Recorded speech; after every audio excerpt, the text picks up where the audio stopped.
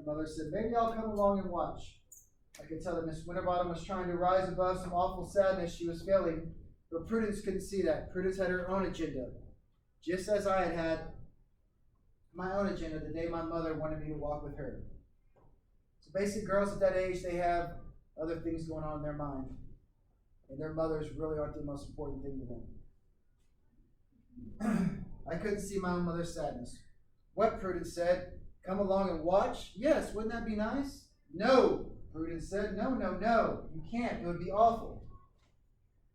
I heard the front door open and shut, and Phoebe came in the kitchen waving a white envelope. All right, going back.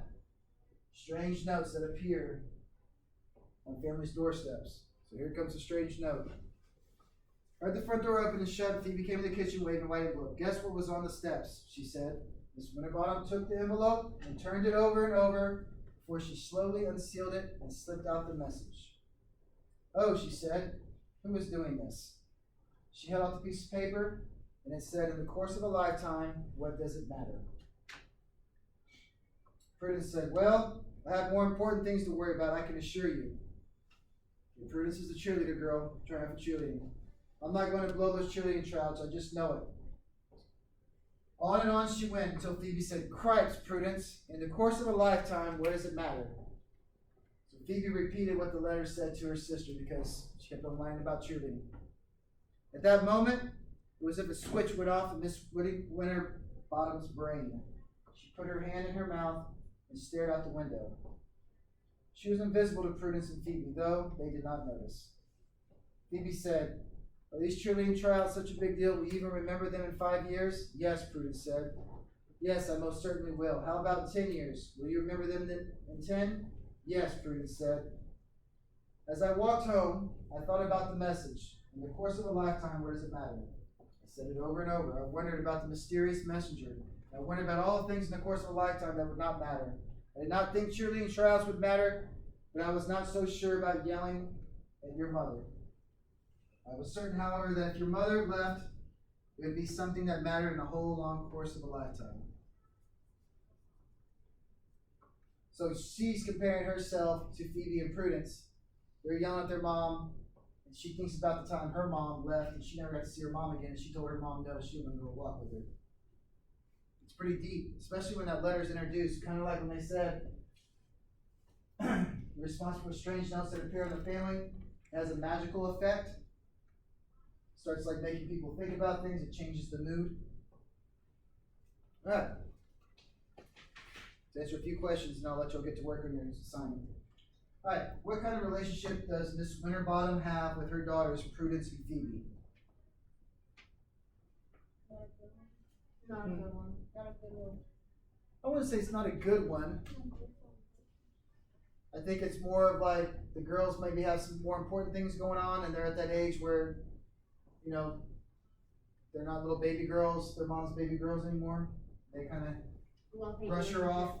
Their love-hate relationship. Little love-hate maybe, yeah. I don't know if it's hate or love / kind of bratty girls, maybe. Is there any evidence in the text that kind of says things about that? When the mom said, When they yell at their mom, when they slam the door, then the mom trying to calm her down by saying she'll go watch her. Yeah. Good.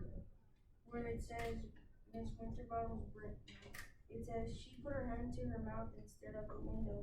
She was invisible to Prudence and Good. She was invisible. What about whenever Phoebe first walked in the house when they came home from school and her mom gave her a kiss?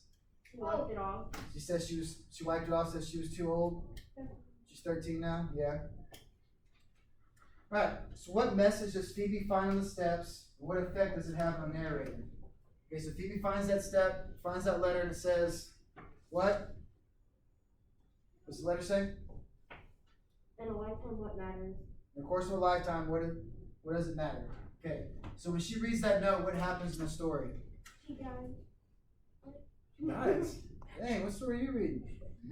she wonders about serious messages. She starts wondering about her mom. That time that she starts thinking about her mom. You know, how important it was at the time.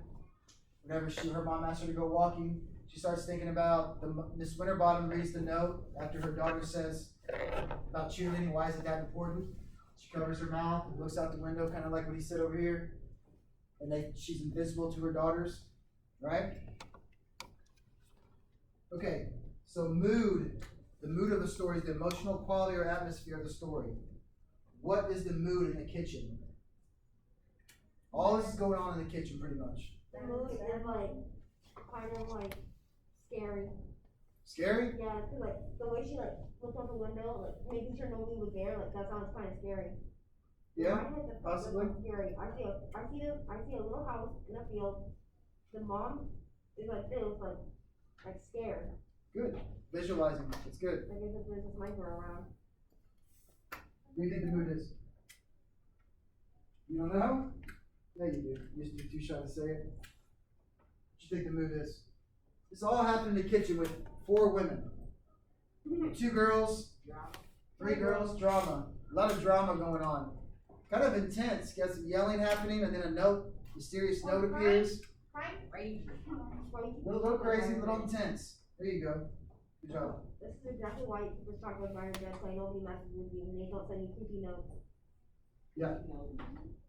Alright, questions 4 and 5 you're going to go over tomorrow when we also start going over context clues and things like that. Alright, so what you're going to do now, I showed you all a while ago, you're going to go into Canvas. You have that chart.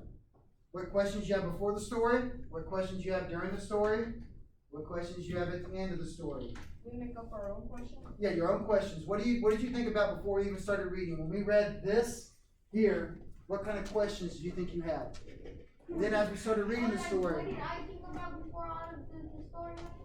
Yeah, what did you think about for the story? Before, during, and after? Before, I thought it was gonna be something about outer space. That's what I was There you go. There you go. Just from based on the title, what did you think it was? He says it doesn't be out of space. One question I had during the story, I want to know what happened to her mom. She said her mom disappeared one day. See? We don't know that. Of course, we didn't read chapters 1 through 16, but She could have. Wait, her mom disappeared? the girl that's telling the story, Sal, this one right here, she's the one telling the story. Sal is. Oh. She said one day her mom asked her to go walk for a walk on the hill. She told her mom no, and that was the last time she saw her mom.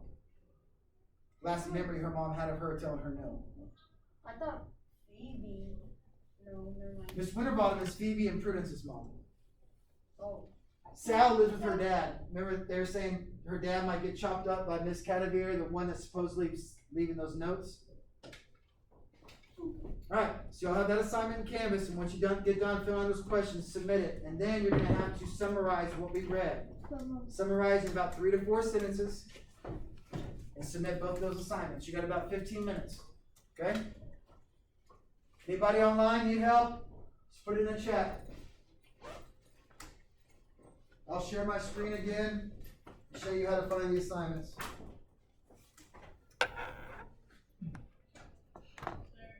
Yes, sir. Yes, you can use the bathroom.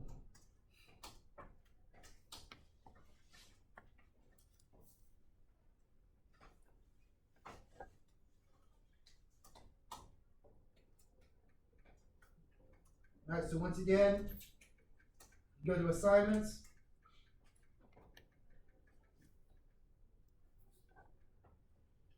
Under assignments, you're going to go to summarizing the text and generating questions. Do generating questions first, and keep the study sync open.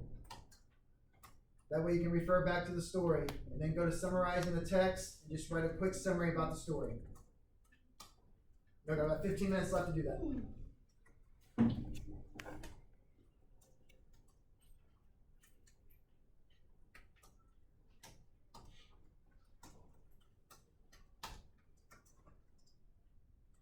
And the summary part is actually going to give you some leading questions, like somebody who wanted, but so, and then.